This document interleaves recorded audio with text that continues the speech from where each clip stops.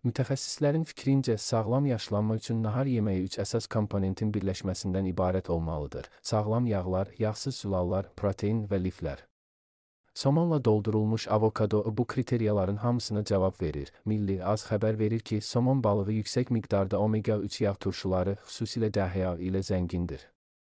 Bu, yaşlandıqca beyin hüceyrələrini qoruyur, yaddaşı gücləndirir və koqnitiv funksiyaları dəstəkləyir. Omega-3 həm də xroniki iltihabla mübarizə aparır, bu da ürək xəstəlikləri və digər yaşla bağlı problemlərin qarşısını alır.